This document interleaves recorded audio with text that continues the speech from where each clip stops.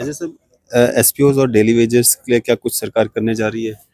देखिए, जो एसपीओज को पहले भी सैलरीज बढ़ी थी, आपने जब भी वो बढ़ी थी, उसको उस वक्त हम ही लेजिस्लेटर थे, हमने असेंबली से एक रेजोल्यूशन पास करके भेजा था।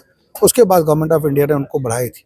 मैं आज भी इसी हक में हूँ कि जितने भी एसपीओज हैं, उसमें आप टाइम पीरियड फिक्स कर लीजिए, 5 साल या 10 साल, उन सबको रेगुलाइज कर दीजिए। और जब ये रेगुलाइज हो जाएंगे और नए लोग, क्योंकि मिलिटेंसी को ख़त्म करने में एसपीओज का बहुत बड़ा रोल है, और जब भी ये बेचारे अपनी जान देते हैं, इनको कोई पूछने वाला नहीं है, ना इन बेचारों को एसआरओ में डाला जाता है, ना कहीं डाला जाता है। तो इन लोगों के लिए हमें सोचना पड़ेगा।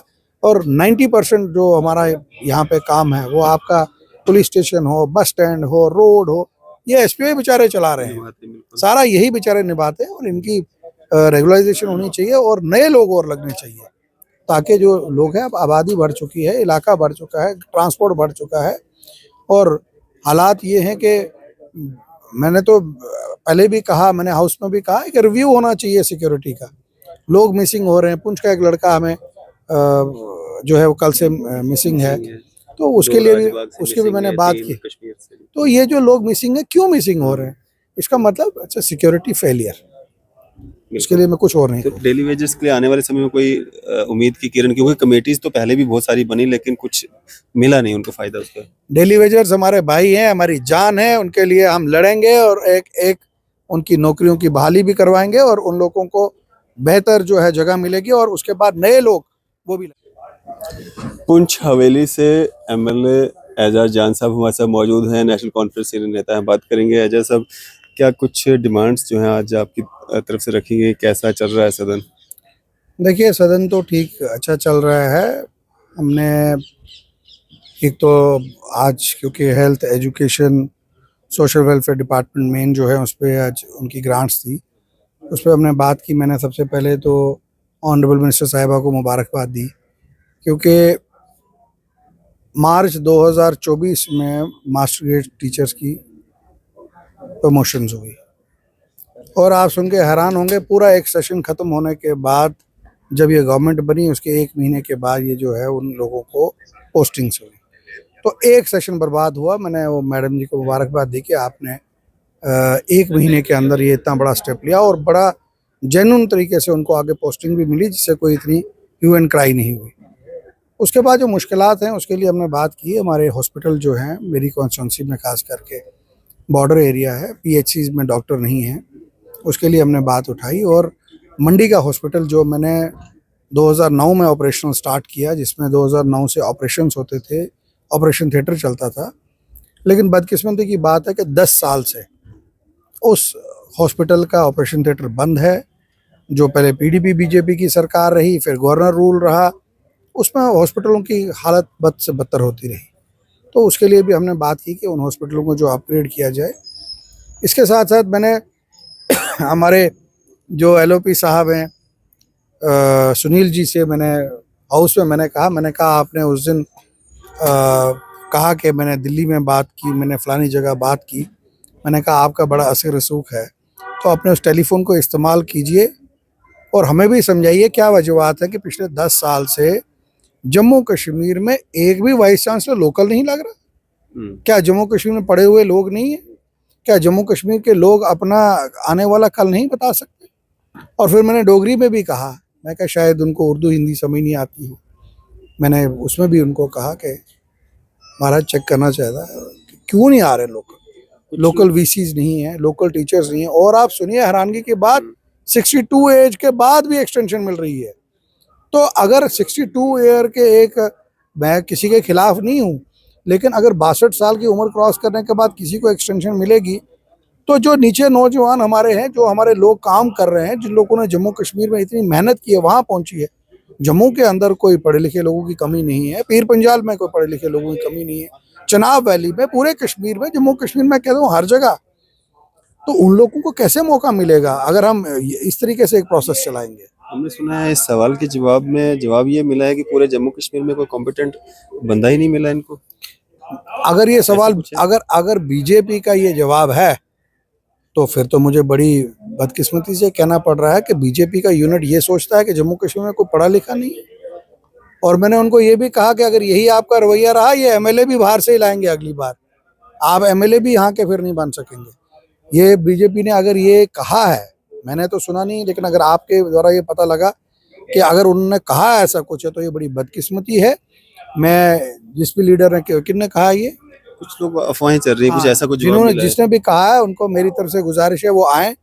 मैं उनको बहुत से जम्मू कश्मीर के पढ़े लिखे लोगों से मिलाऊंगा, शायद उनकी नज़र नहीं पड़ती जम्मू कश्मीर के लोगों पे, उनसे मिलें, उनसे बात करें। हमारे लोग वो लोग हैं जिसने पूरे देश में जाके पढ़ाया है, तो अपनी रियासत में पढ़ाने के लिए नहीं होगा, तो ये बड़ी बदकिस्मती की बात है। मैं आपके मीडिया के हवाले से अपने जम्मू प्रोविंस के खास करके जो हमारे एजुकेशन से बड़े बड़े जिन्होंने अपनी ज़िंदगी सेक्रीफाइस की इस एजुकेशन के लिए, मैं उनको यही कहूँगा कि आपको घबराने की ज़रूरत नहीं है। अब उनकी चुनी हुई सरकार यहाँ पे है और जम्मू कश्मीर के लोगों के लिए बाज़ाब्ता बात होगी, जम्मू कश्मीर के लोगों के लिए बात होगी। मैंने हेल्थ सेक्टर में एम्बुलेंस के लिए एक एयर एम्बुलेंस की बात कही।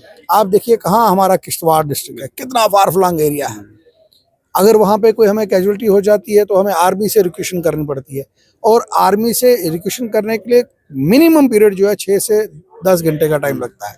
तो 10 घंटे में वो जहाज़ आएगा कैसे है। मैंने उसके लिए इनको कहा कि आपके बजट में एक एयर एम्बुलेंस होनी चाहिए जो जम्मू के अंदर स्टेशन रहे, और जैसे ही इन दूर दराज इलाके में जैसे चनाब हो गया, रजौरी पुंछ हो गया, मेरी कॉन्स्टिट्यूंसी जो बॉर्डर इलाका है, सड़कों का बेहाल है, वहाँ पे कोई इस तरीके का वाक़या हो, एयर एम्बुलेंस उनको उसी टाइम लिफ्ट करे।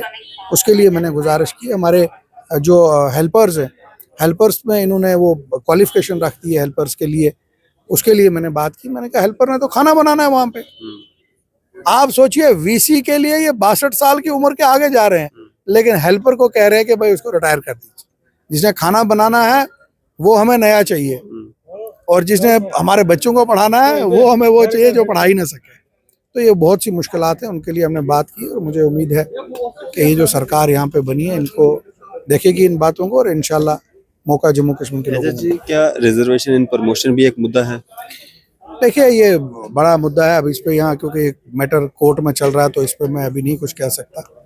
तो एक कोर्ट का जब हो जाएगा तो उसके बाद हम बात कर सकते कोर्ट से कहा जा रहा है कोई ऑर्डर आया हुआ है जिसमें सरकारों ने खुद इसको देखना है, कैसे किसको किस स्टेट में क्या करना है। हैं। मैंने अभी ऑर्डर नहीं देखा है, लेकिन जब तक मैटर कोर्ट में है तब तक मैं इसको कोर्ट नहीं करूँगा। ऐसे सब रिजर्व कैटेगरी के जो लोग कश्मीर में अपनी ड्यूटीज दे रहे हैं वो भी काफी लंबे समय से ये डिमांड कर रहे हैं, और पिछले कुछ सालों में आपने देखा होगा उन लोगों के द्वारा जो प्रोटेस्ट किया गया, टारगेट किलिंग जब हुई थी, एक कमेटी का गठन भी किया गया था, लेकिन उसकी रिपोर्ट अभी तक कोई सामने नहीं आई। उनके लिए ट्रांसफर पॉलिसी कोई फ्रेम हो?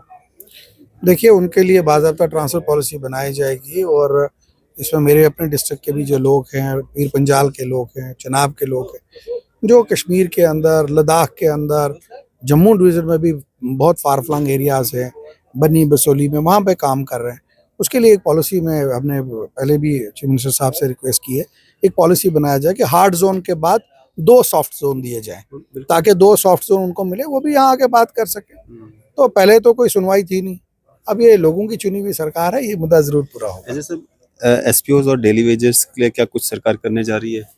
देखिए जो एसपीओज़ को पहले भी सैलरीज बढ़ी थी, आपको आपने जब भी बढ़ी थी उसको, उस वक्त हम ही लेजिस्लेटर थे, हमने असेंबली से एक रेजोल्यूशन पास करके भेजा था, उसके बाद गवर्नमेंट ऑफ इंडिया ने उनको बढ़ाई थी। मैं आज भी इसी हक में हूँ कि जितने भी एसपीओज़ हैं उसमें आप टाइम पीरियड फिक्स कर लीजिए, 5 साल या 10 साल, उन सबको रेगुलाइज कर दीजिए।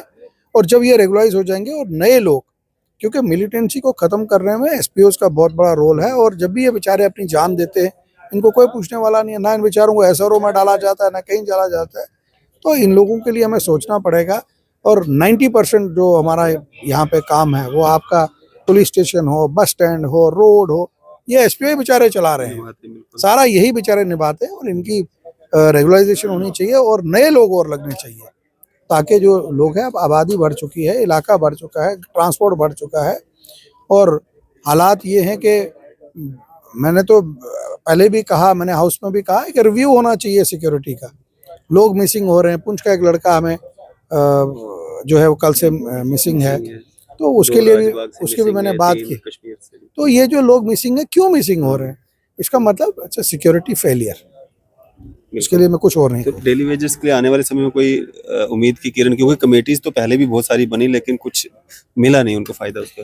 डेली वेजर्स हमारे भाई हैं, हमारी जान है, उनके लिए हम लड़ेंगे और एक एक उनकी नौकरियों की बहाली भी करवाएंगे और उन लोगों को बेहतर जो है जगह मिलेगी और उसके बाद नए लोग वो भी लगाए जाएंगे। शुक्रिया हमारे से बातचीत करने के लिए। Thank you. एजाज जान साहब हमारे से बात कर रहे थे, एमएलए पुंछ हवेली से, नेशनल कॉन्फ्रेंस सीनियर नेता। आपकी इस सब पे क्या राय है? अभी अपनी राय जो है जरूर साझा कीजिएगा। इसी तरह की मजीद अपडेट्स के लिए आप देखते रहें news hire India. BN higher secondary school जो कि सुजवा रोड जम्मू में स्थित है, अब इसमें 2025 और 26 की बैचेस की एडमिशन शुरू हो चुकी है। अगर फैसिलिटी की बात करें तो यहाँ पे आपको medical, non medical, art stream, hostel for boys and girls, dedicated faculty, nominal fee structure, fee concession for siblings and single girl child.